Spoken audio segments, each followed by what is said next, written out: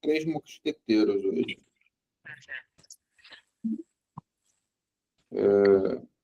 Beleza, tranquilo. Então, Chay, eu e você, a gente vai trocando aqui a leitura e vai comentando também, à medida que a gente for achando interessante, tá bom? Ok. Vamos fazer uma oração e aí a gente começa. Obrigado, Deus. Obrigado pela oportunidade que a gente tem de estar aqui, de retomar esse estudo. Você sabe quão importante é esse momento onde a gente para ouvir a tua voz, a gente para conversar um pouco, a gente para se conhecer mais, entender que nós temos irmãos aí espalhados por todo o Brasil, por todo o mundo, que têm as suas lutas, têm os seus desafios.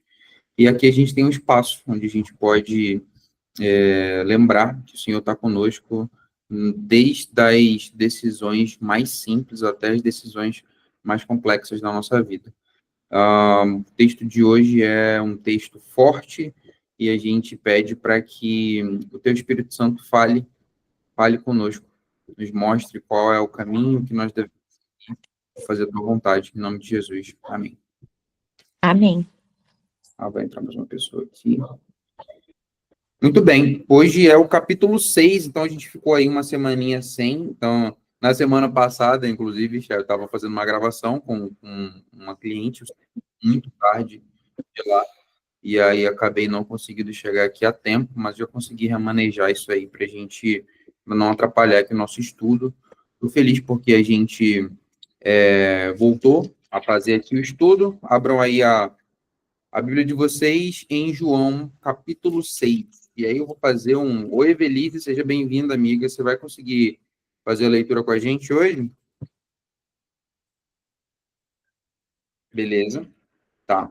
Então vamos fazer... A Jana tinha entrado também, a Janaína. Acho que é porque às vezes eu aceito, aí demora, acho que demora um pouco para a pessoa entrar, depois eu vou colocando ela na próxima rodada. Você já sabe como é que funciona. Eu vou só fazer um minuto aqui, um overview do que a gente já viu do texto. Lembrando sempre, para quem João está escrevendo, né? Essas coisas todas já aconteceram. O Evangelho de João, até eu tenho dito, né? Para quem está distante da palavra, para quem nunca teve o hábito de estudar a palavra, cara, o livro de João ele serve assim para quem já está na caminhada, para quem está começando a caminhada, ele conduz, né? Ele conduz tudo muito bem, porque muitos já ouviram falar sobre Jesus, muitos já ouviram pregações sobre Jesus, e quando começa ali pelo Gênesis, fica meio perdido até entender o chamado e que tudo vai apontando. Quando a gente começa aqui pelo Evangelho de João, e João sabia disso para quem ele estava escrevendo, no capítulo 1, né? Ele fala sobre João Batista, a gente teve uma conversa aqui bem legal sobre João Batista, a atenção que o João apóstolo, não Batista, fala para assim, ó, cara, Jesus veio para os que eram seus e eles não receberam, não caiam no mesmo erro. A gente passa por tudo isso, passa por Jesus, o batismo dele, que é bem emblemático, né? Então tem várias alusões ao Antigo Testamento em todos os capítulos, muito no capítulo 1. No capítulo 2, que foi muito forte também, a gente conversou sobre o fato de Jesus ter escolhido fazer o primeiro milagre, que João vai chamar de sinal, em um casamento, é muito importante. Então, é como se ele tivesse... Era muito mais do que uma festa, né? Então, as talhas de pedra, o melhor vinho para o final, tudo isso é como se Jesus, como grande professor que ele pegasse de uma forma bem didática e falasse assim, cara, como eu vou resumir o plano da redenção? Beleza, eu vou resumir num sinal. Então, ele pega e concentra todo o plano da redenção numa história, que seria esse sinal, né, que João vai chamar. E todos os sinais, eles apontam para o sacrifício de Jesus, mas o primeiro, ele é bem emblemático do casamento. Depois ele vai, purifica o templo, e aí tem aquela questão das alusões ao Antigo Testamento também, onde o povo transformou o que era para ser uma casa de oração num comércio, e aí a gente fez vários questionamentos de como isso afeta a nossa vida hoje. Aí, no capítulo 3, a gente teve a conversa de Jesus com Nicodemos. Olha que interessante, né? Nicodemos, religioso, mestre da lei, conversa ali com Jesus e não entende. Não entende. E depois, no capítulo 4, a gente tem a mulher samaritana, que era desprezada, e ela entende.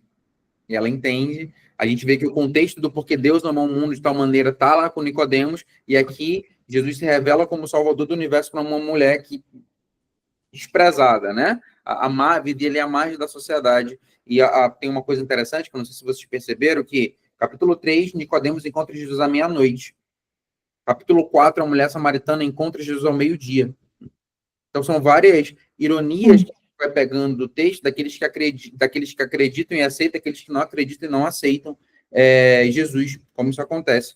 E aí a gente viu toda a história dela. E na última semana, teve a cura de um paralítico, né? O cara que ficou 38 anos, e a gente achou interessante, né? Como que ele não...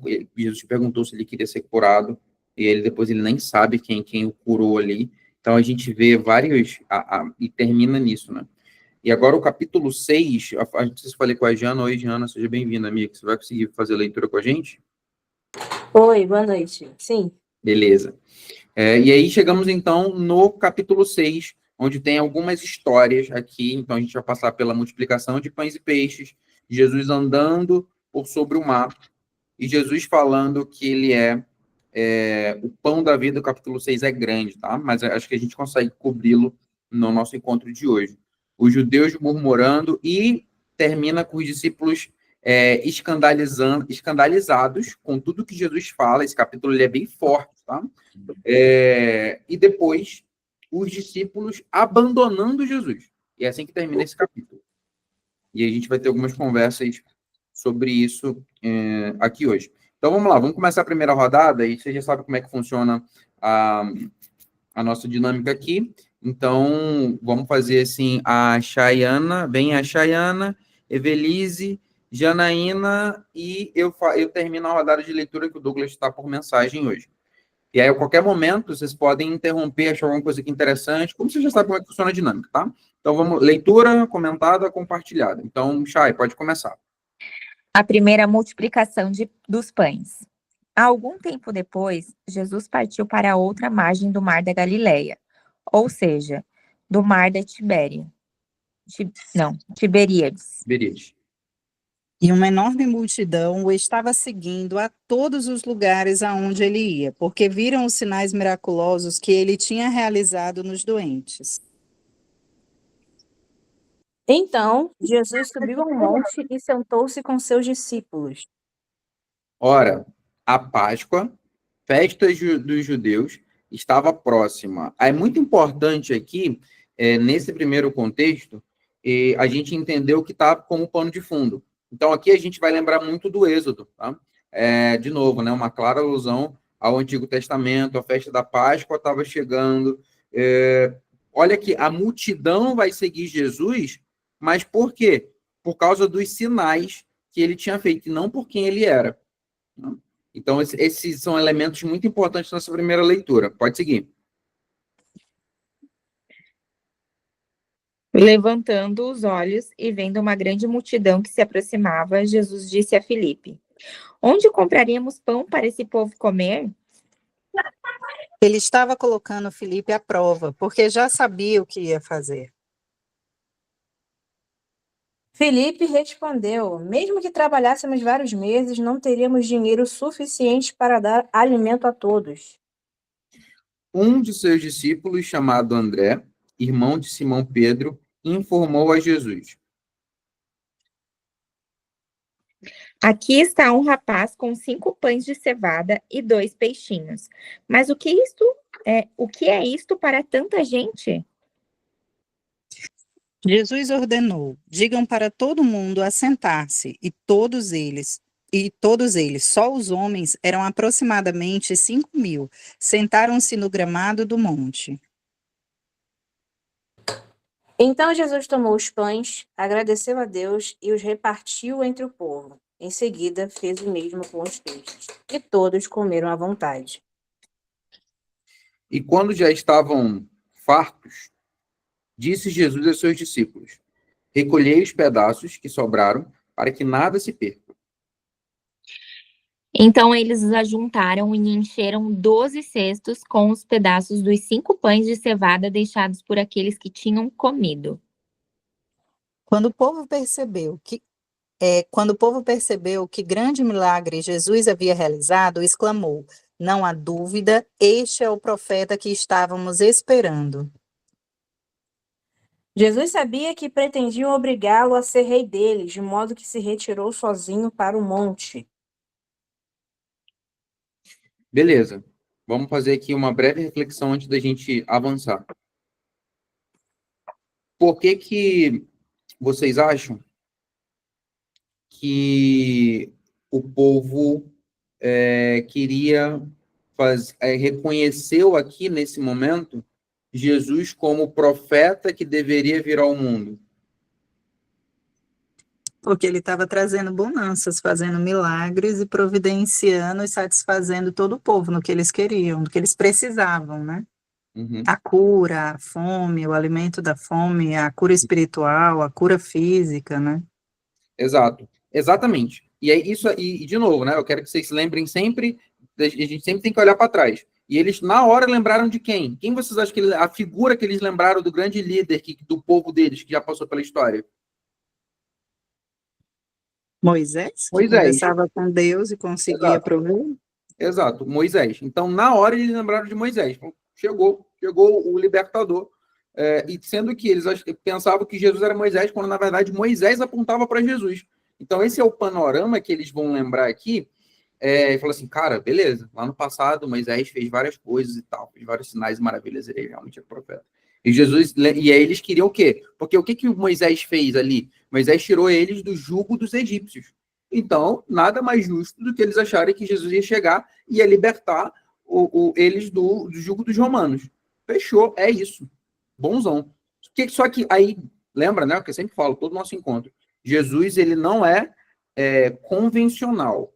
Ele é sempre intencional. Jesus nunca é convencional, sempre é intencional para ensinar alguma coisa para a gente mais profunda do que os nossos olhos enxergam de forma superficial.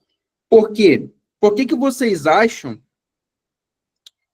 sabendo, pois, que Jesus, que estavam para vir com o intuito de arrebatá-lo para proclamarem rei, retirou-se, ou seja, Jesus saiu fora, sozinho para o monte.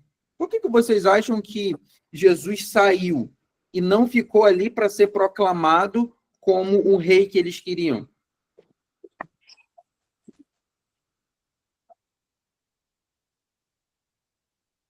Eles estavam querendo que Jesus fosse um rei vingador e libertador. Cara, Embora Jesus, né, aproveitando a fala da Janaína, me veio à mente quando ela falou que, embora ele seja o rei dos reis, Deus dos exércitos, ele veio como cordeiro, né, em sua encarnação terrena. Então, era outra forma, né, ele sempre falava que não era esse reino que ele ia dar ao povo nesse momento, não era essa libertação, né, especificamente como você falou aí, de Moisés com os egípcios, não era a libertação dos judeus com o povo romano, era outra perspectiva de reino que ele veio trazer, né? boa. Guarda essa informação, porque a gente vai voltar nisso já já. Vamos seguir a leitura, mais uma rodada para mim, né? Jesus anda por sobre o mar. Aí cortou a cena. Pensa numa novela comercial de Betts. Voltamos agora, retornamos. Ao descambar o dia, os seus discípulos desceram para o mar. Entraram num barco e começaram a travessia para Cafarnaum. Já estava escuro e Jesus ainda não tinha ido até onde eles estavam. Logo, um vento forte veio sobre eles, e o mar ficou muito agitado. Depois de remarem 5 ou 6 quilômetros, de repente viram Jesus caminhando sobre o mar, em direção ao barco. Ficaram aterrorizados.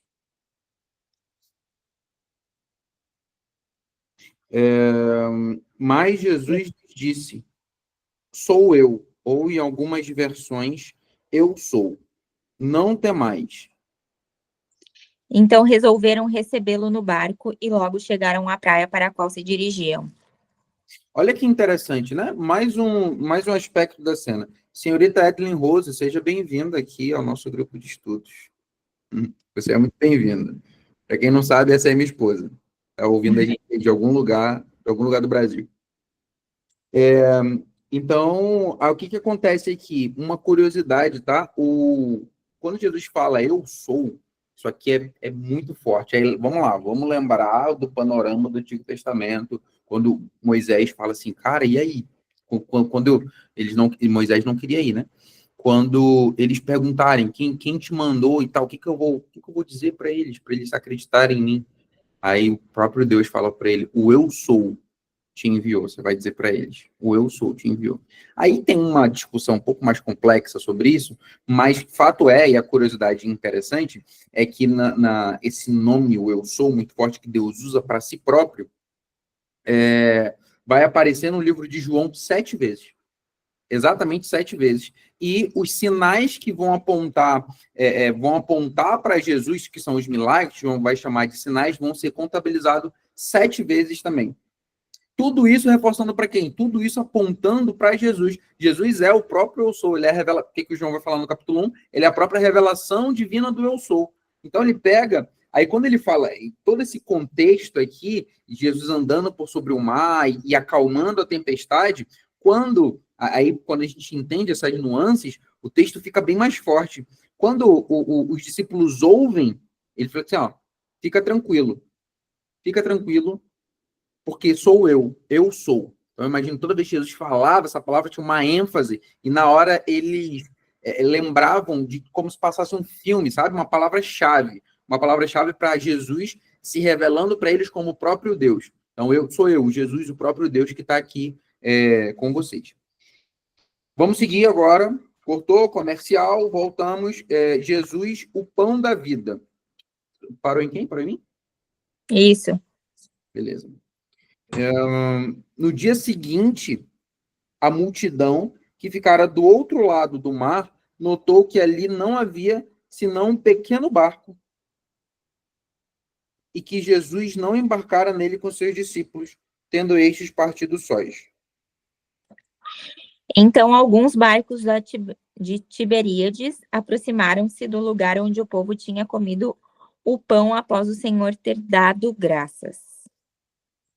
Quando a multidão viu que nem Jesus, nem os discípulos estavam ali, todos entraram nos barcos e atravessaram para Cafarnaum, a fim de procurá-lo. Encontraram-no do outro lado do mar e lhe perguntaram, Rabi, quando o Senhor chegou aqui? Respondeu-lhe Jesus, em verdade, vos digo. Lembrem-se, né? Vocês estão lembrando quando todo Jesus está falando, essa terminologia aparece aqui, é um sinal de atenção. Então, turma, preste atenção no que eu vou falar aqui agora. Vós me procurais, aí Jesus vai começar a falar muitas coisas muito fortes, eu preciso muito da atenção de vocês agora. Então, ele mesmo está falando isso, então preste atenção no que eu vou falar agora. Em verdade vos digo, vós me procurais não porque vistes sinais, mas porque comestes dos pães e vos fartastes. Não trabalhem pela comida que se estraga, mas pela comida que permanece para a vida eterna, a qual o Filho do Homem lhes dará. Deus, o Pai, nele colocou o seu selo de aprovação. Nós também queremos realizar as obras de Deus, disseram eles. O que devemos fazer? Jesus lhe disse, essa é a única obra que Deus quer de vocês. Creiam naquele que ele enviou. Então, lhe disseram eles, que sinal, é muita audácia, né, mano? Que sinal fazes para que vejamos e creiamos em ti? Quais são os teus feitos?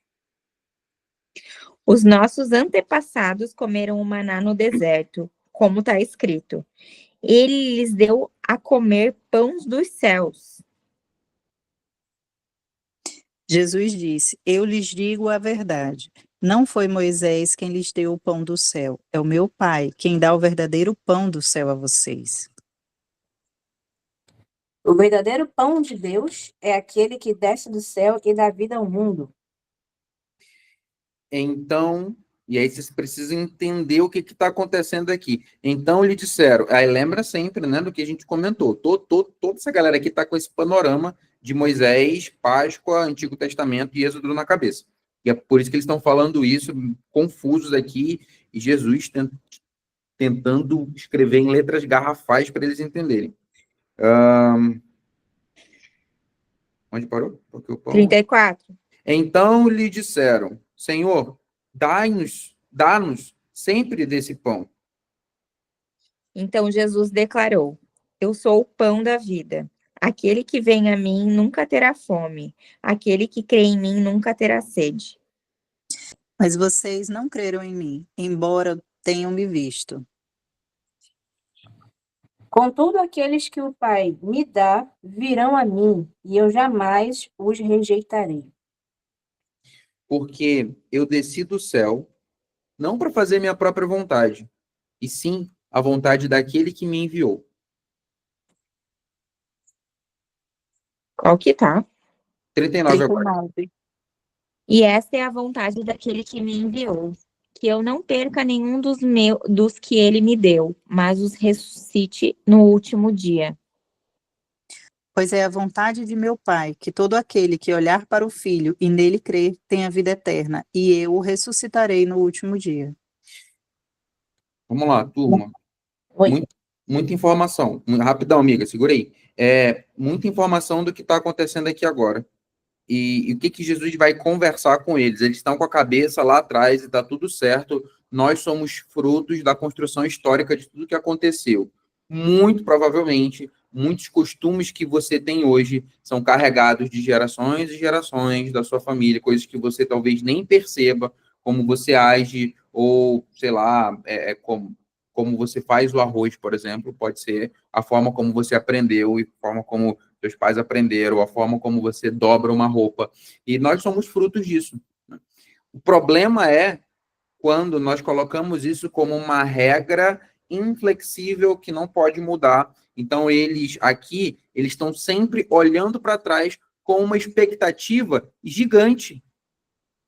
Só que Jesus, ele não, como ele próprio diz, né? Ele não veio, a missão dele não foi superar, não foi alcançar as expectativas daquela galera que estava esperando, foi fazer a vontade do Pai, algo que é infinitamente maior. E eles não estavam entendendo, a ponto de que falou assim, então, lá atrás, o maná, o que você vai fazer? Porque a gente recebia o maná do céu, nossos pais receberam, né? Então, está contando a história do Êxodo aqui.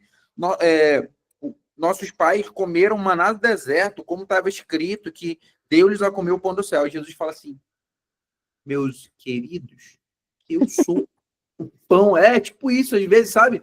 Eu sou o pão da vida. Vocês estão olhando para algo tão singelo, tão simples, tão pouco importante, que vocês não estão conseguindo enxergar o que está na frente de vocês. E é a mesma conversa. Aí aqui, o que Jesus está falando, quase de forma redundante, é a mesma coisa que ele falou para Samaritano, um pouco atrás, é a mesma coisa que ele falou para Nicodemos.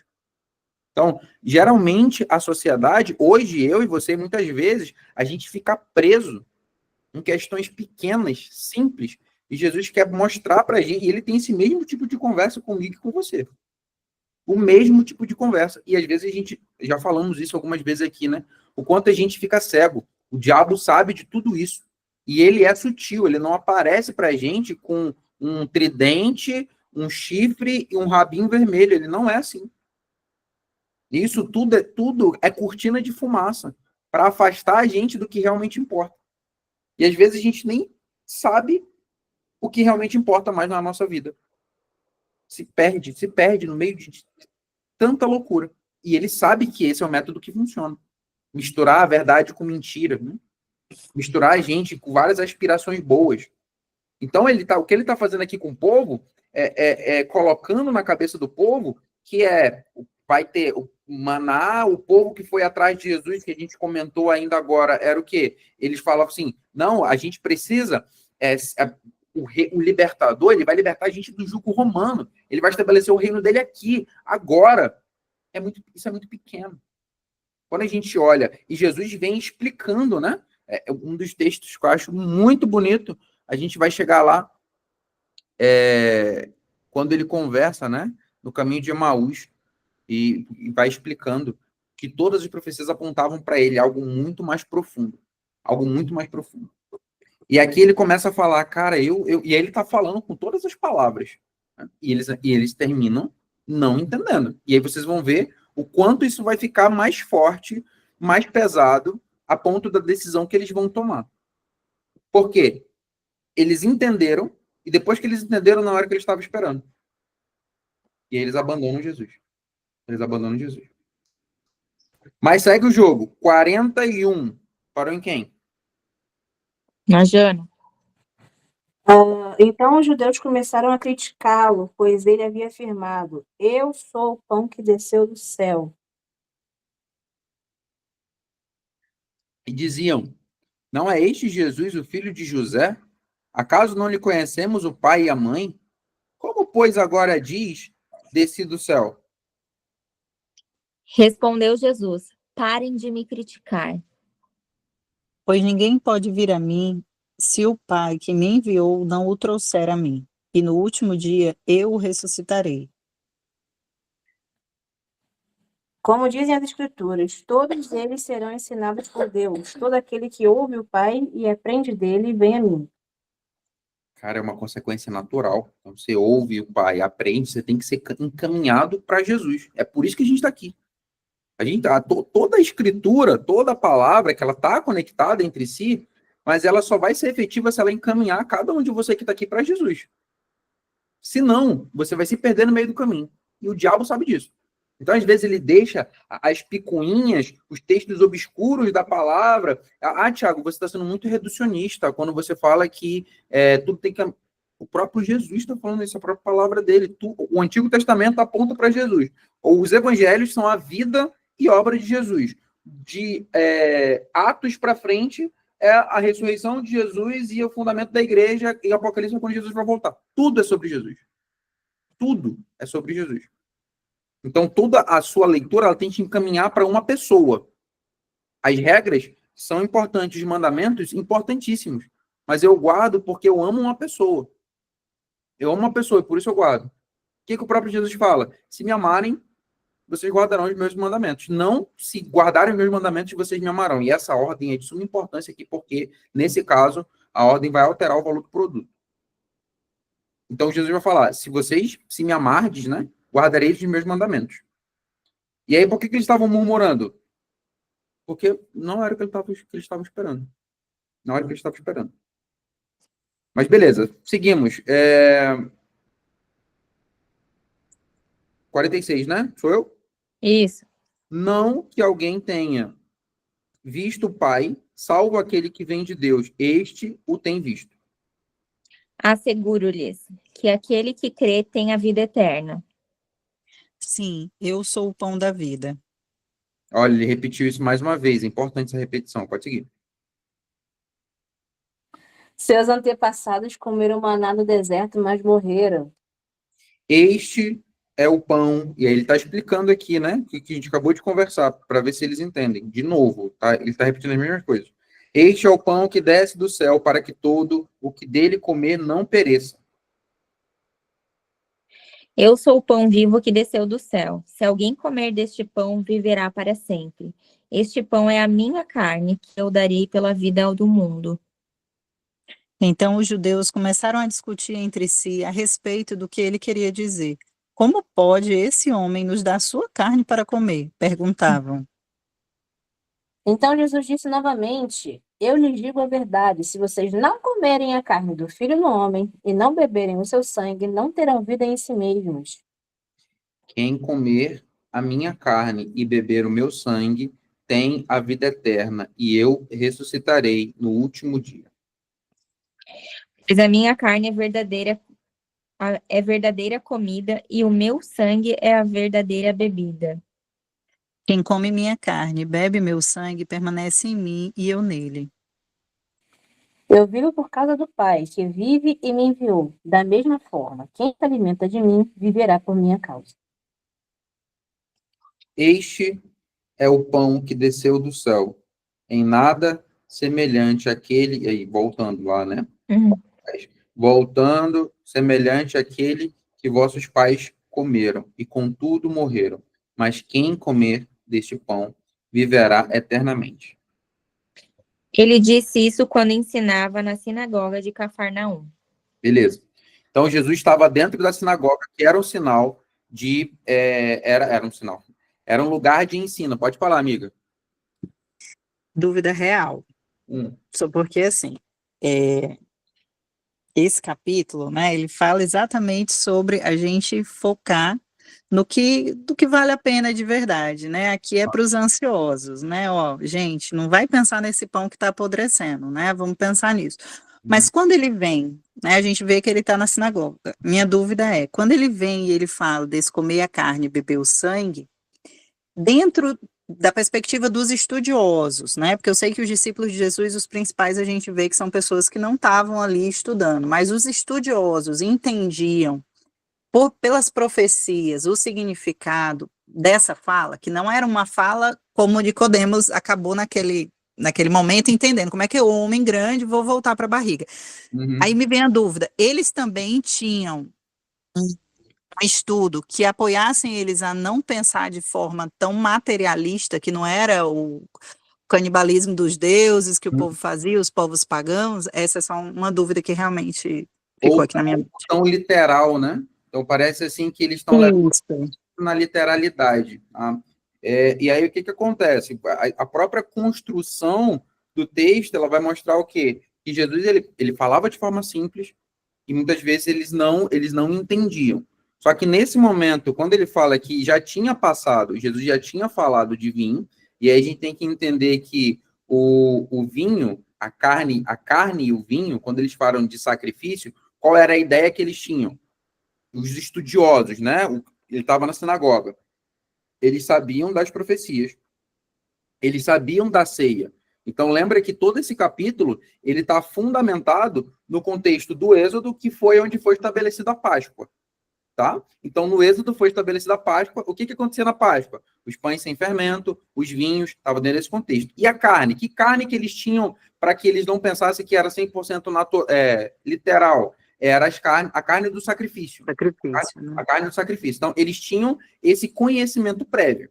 Agora, o texto ele não deixa claro se a maioria, parece que eles não estão entendendo, de fato.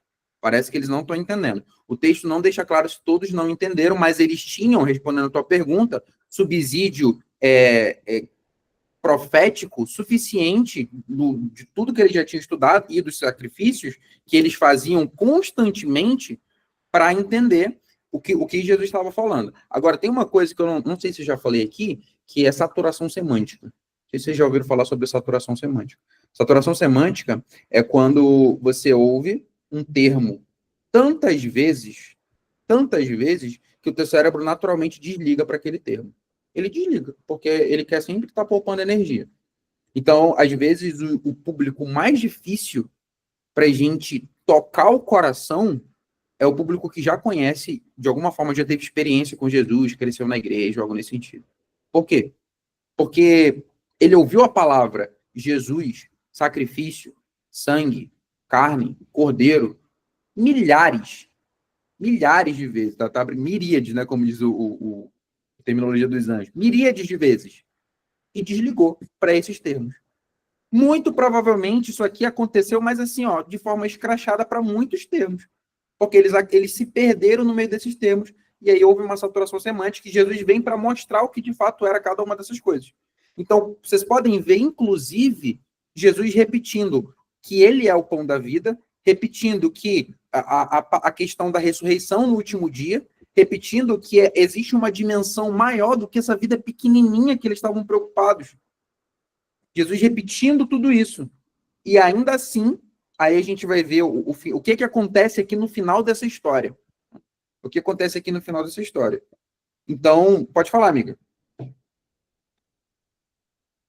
Desculpa, não, só para dizer assim, eu sei que Jesus não é injusto, tá? Só para esclarecer, mas vem essa dúvida porque a gente fica arraigado à nossa rotina, a gente fica arraigado ao pensamento, a gente tem o nosso momento de devocional que a gente tira, mas o momento que a gente vive na prática, muitas vezes, foi um bálsamo, aquele momento de reflexão e tal, mas em que momento na correria da minha rotina do dia a dia aquele bálsamo se torna algo presente? Então, eu realmente caí na dúvida sem julgar, dizendo, gente, se eu fosse um deles, eu teria me tocado disso, porque eu sei que não é injustiça de Jesus, mas é isso, eu te agradeço porque você me fez entender exatamente essa questão de como que a gente cai nas ciladas, né? E me colocando no lugar dessas pessoas. Eu digo, gente, eu entenderia isso. Eu realmente perguntei nessa perspectiva, porque eu sei que Jesus é misericordioso e ele também é muito justo. Então, se ele falou, é porque havia possibilidade deles, né? Mas queria entender melhor, então te agradeço. Obrigada. Não, amiga, faz total sentido. Lembra que outra coisa que eu falo aqui para a galera que sempre está aqui é que a palavra ela sempre confronta a gente, né? E eu sou o primeiro a ser confrontado. E eu sempre me pergunto isso, porque a gente chegar aqui e falar assim, caraca, que povinho burro da moléstia que não entendia o que Jesus estava falando. É moleza, né? E aí, quando a gente chega e fala isso, a gente está se tornando um deles. Porque eu me pergunto exatamente isso. Cara, provavelmente, se eu tivesse lá, eu falo isso, e aí abrindo aqui minha vulnerabilidade para vocês, né? A gente tem um grupo que a gente chama de uma célula, né? É um pequeno grupo, onde a gente se reúne e tal, toca umas músicas, fala de Deus. Teve um dia que a gente fez uma reflexão muito interessante, que foi atrás de que a gente se esconde, às vezes, para não ter um relacionamento real com Deus.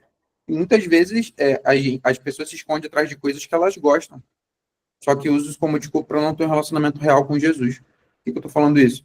Por que eu estou aqui com vocês hoje? Porque eu gosto de fazer isso aqui, que a gente está fazendo. Para mim faz sentido compartilhar. Só que no início da minha carreira, não sei disso aqui, era só isso. Era isso. Gosto de teologia, sou curioso, gosto de estudar por conta própria, de descobrir, mas era o relacionamento com... tipo o povo aqui, que queria o milagreiro. Estava com Jesus pelo que ele tinha feito e não por quem ele era. E aí a gente facilmente se perde no meio disso. Então, foi muito pertinente tudo que você trouxe aqui, porque a gente nunca vai saber dentro do grupo de pessoas quem é sincero, quem não é sincero, quem está ali e entendeu e não seguiu. A gente vai ver no final o que vai acontecer aqui. Quem nem entendeu e passou batido, porque sabe aquela questão a parábola que Jesus vai contar do semeador, né? Então, a semente vai cair em vários solos diferentes. E, às vezes, o nosso coração vai mudando o solo de acordo com o momento da vida em que a gente está. E, às vezes, nossa, a gente tem um momento maravilhoso de devocional e tal. Irmão, começou a correria, o pau quebrando no trabalho, acabou tudo, acabou, esquece quantas vezes, né? Só que aí Deus encontra uma forma de chamar a gente de volta, né? E entender que é uma construção, e essa jornada não tem perfeição, tem desenvolvimento, né? Tem desenvolvimento. Mas essa última parte, inclusive, vai fechar com isso que a gente está comentando. Então vamos ver, porque olha o que acontece, como os discípulos eles vão ficar agora com toda essa fala muito forte de Jesus, eles ficam escandalizados, e isso inclusive é um indicativo de alguma coisa, porque eles vão ficar escandalizados e vão tomar uma ação. Então vamos ler, parou em quem? Acho que a Chayana leu, né, Chayana? Eu li, eu li o 59. Vou por 60, então. Muitos discípulos abandonam Jesus. Muitos de seus discípulos disseram, sua mensagem é dura. Quem é capaz de aceitá-la? Jesus, sabendo que seus discípulos reclamavam, disse: Isso os ofende? Que será, pois, se virdes o Filho do Homem subir para o lugar onde primeiro estava? O espírito da vida, a carne não produz nada que se aproveite. As palavras que eu lhes disse são o espírito e vida. Mas alguns de vocês não creem em mim, pois Jesus sabia desde o princípio quem não acreditava nele e quem iria traí-lo. E acrescentou: Por isso eu disse que ninguém pode vir a mim, a menos que o Pai o dê a mim. Vamos terminar já aqui, até seguir na próxima, que aí a gente faz o fechamento. Muitos discípulos se retiram. À vista disso, olha só, né? Então, eles ficaram escandalizados, ofendidos em algumas traduções, e, de novo, a palavra confronta, Jesus confronta, sempre querendo nos salvar. E aqui, amiga, até um ponto interessante. Ó. Jesus sabia, olha o que o texto diz. Jesus sabia, desde o princípio, o quê? Quais eram os que não criam. Quais eram os que não criam e quem o havia de trair.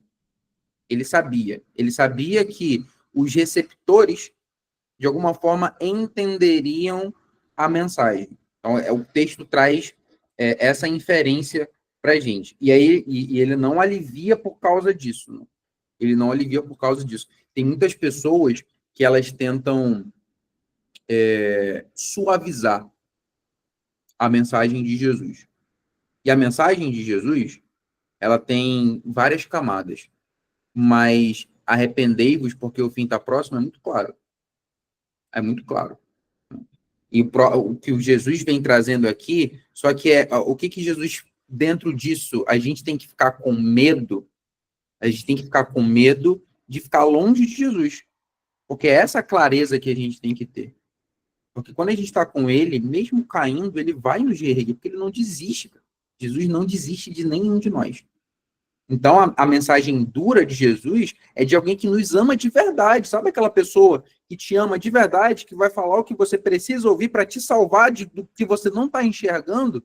Sabe? Não sei se vocês já tiveram alguma amiga, algum amigo, algum parente apaixonado por um cara que era um babaca e que sabia que estava fazendo coisas ruins e que você estava tentando, falou coisas duras para essa pessoa pelo amor que você tinha por ela, para tentar tirá-la daquela situação e não aconteceu nada. Pode falar, amiga.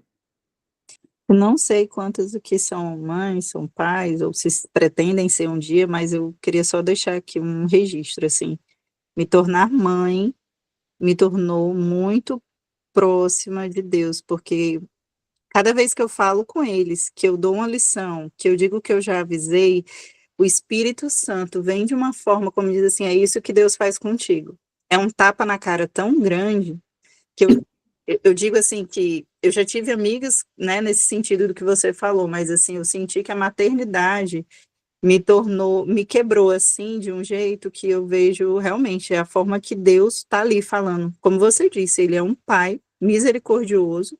Eu sei que nem sempre os nossos pais terrenos são assim, Sim. mas eu percebi do outro lado, vivendo esse outro lado há pouco tempo, né? Eu só tenho um filho mais velho de 7 anos e uma menor de 3 anos, que realmente, assim, o Espírito Santo e o Senhor tá o tempo todo nos buscando, o tempo todo tentando mostrar o melhor, mas a gente na nossa pequenez, na arrogância da nossa pequenez, a gente acha que sabe mais, né?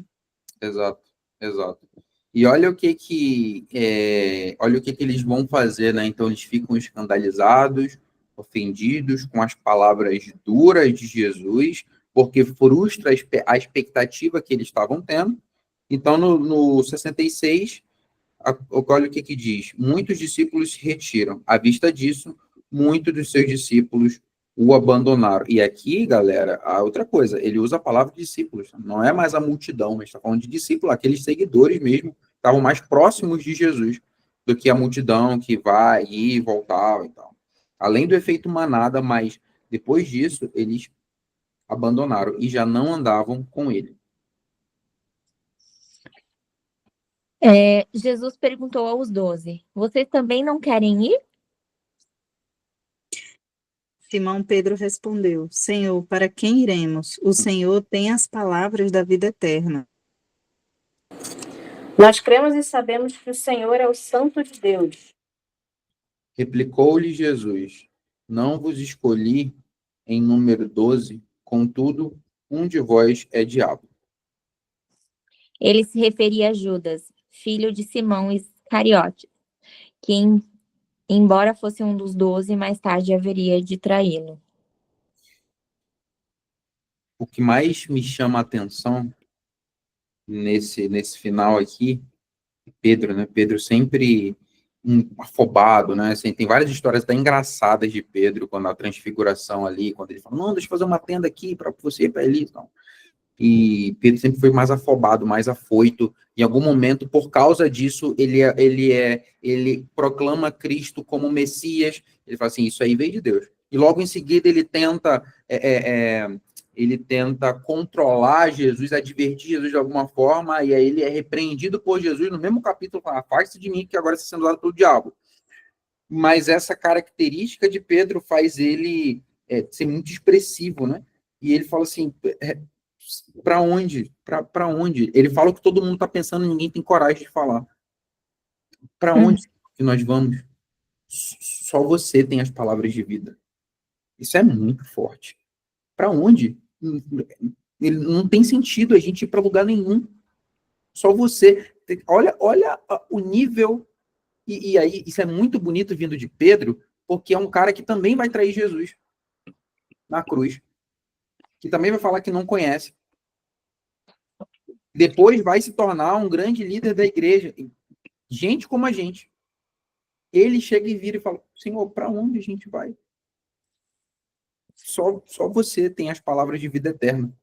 Aqui parece muito que Pedro, de todo mundo que passou nessa história aqui, Pedro de fato entendeu.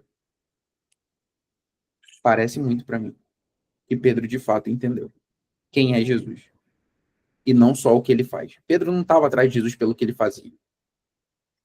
Parece muito aqui que Pedro está atrás de Jesus por quem Jesus é. Quando ele vira e fala,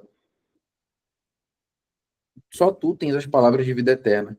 E a gente tem crido que é o que ele estava falando ali. Qual é a vontade do Pai? Quais são as obras? Os outros estavam perguntando, né? Durante o capítulo. Qual é a obra, então, que a gente tem que fazer para agradar o Pai? Cara, você tem que crer em mim. E aí Pedro é o único que, de todos os questionamentos, ele é certeiro. Certeiro. E o maior ensinamento, para mim, que fica da gente aqui hoje, é a gente não se perder, o que é muito fácil. Talvez hoje se perder do que realmente importa, do que realmente vale a pena.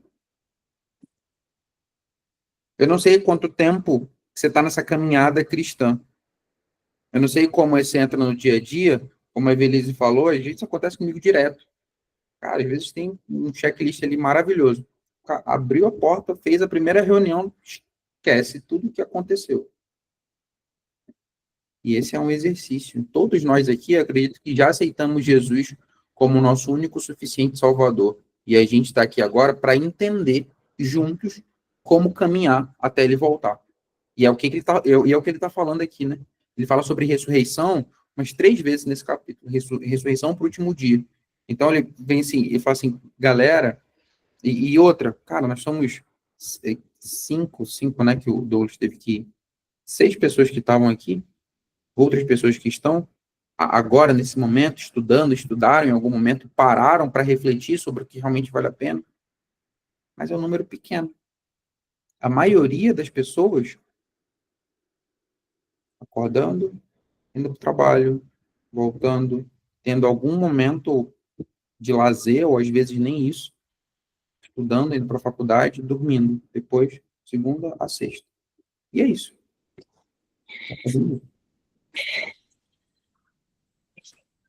Então, e aí eu queria fechar aqui nesses 5 minutos, ouvindo, né?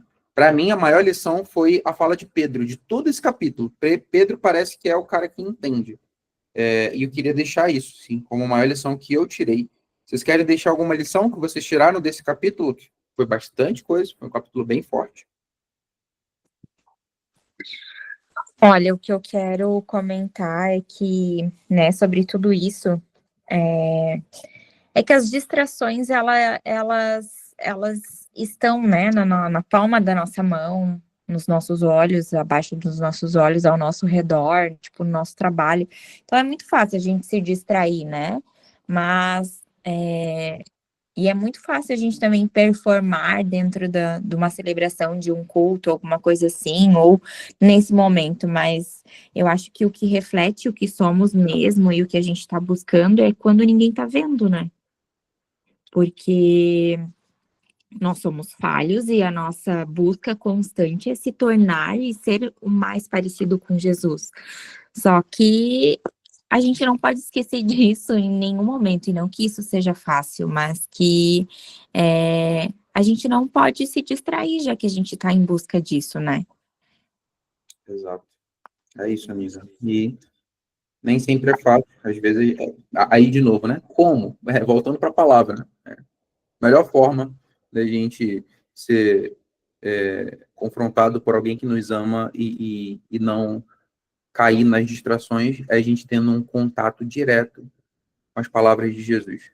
Isso a gente vai encontrar na Bíblia, seja de forma coletiva, seja de forma individual, a gente vai encontrar isso. Então, é por isso que é muito bom esse momento que a gente tem aqui para a gente refletir sobre a nossa vida. Às vezes o que bateu aqui em cada um foi algo diferente, mas a palavra tem esse poder de cortar a gente no que a gente está precisando ser cortado ali, de acordo com o que ele pensa para cada um de nós.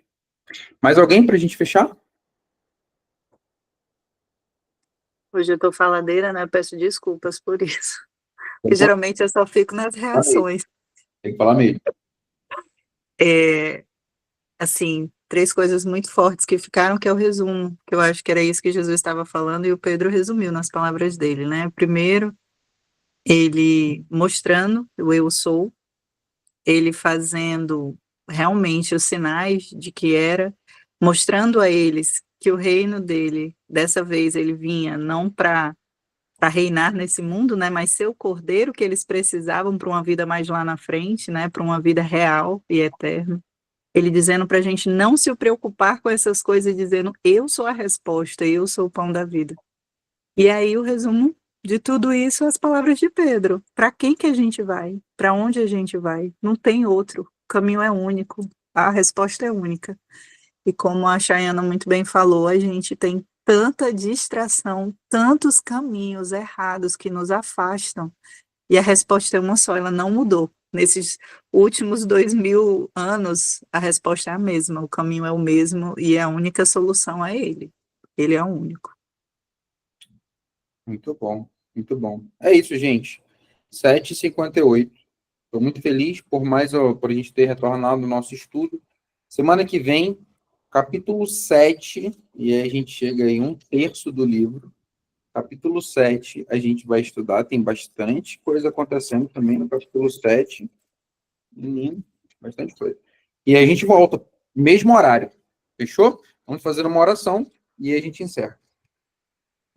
Obrigado, Deus. Obrigado por esse momento. Obrigado pelas minhas amigas que estão aqui, pelo Douglas, que estava aqui um pouco mais cedo também. Obrigado porque o Senhor fala com a gente. Obrigado porque a tua palavra ela é viva e eficaz e ela é útil para o ensino, para a justiça e para a misericórdia. Obrigado. Obrigado porque a gente tem encontrado nas tuas palavras conforto, confronto, sabedoria e um guia, de fato, para entender o que realmente vale a pena. Coloque em nós a mesma sabedoria através do teu Espírito Santo que o Senhor colocou em Pedro, para naquele momento entender que não tem para onde a gente ir. Se a gente realmente quer viver uma vida plena, seja aqui, seja futura, só em Ti, ó Deus, a gente vai conseguir encontrar. Só em Cristo a gente vai conseguir encontrar. Nos ajuda a tirar as distrações que nos afastam. Elas têm aumentado cada dia mais. Então eu peço que o Senhor toque no coração, na família, na mente de cada um que está aqui, para que essas distrações elas não tirem o nosso foco do que realmente importa. Que a gente encontre na Tua palavra algo seguro, algo que possa nos manter firme diante das tribulações que são tantas. Fica conosco nessa semana, é o que a gente pede em nome de Jesus. Amém. Amém. É isso, turma, 8h em ponto. Eu gosto de terminar 8h em ponto. Olha que eu sou cri-cri com horário. Então, fechou. Muito obrigado por tudo. Vou fechar aqui a gravação. Mando tudo lá no grupo depois. A gente se vê na semana.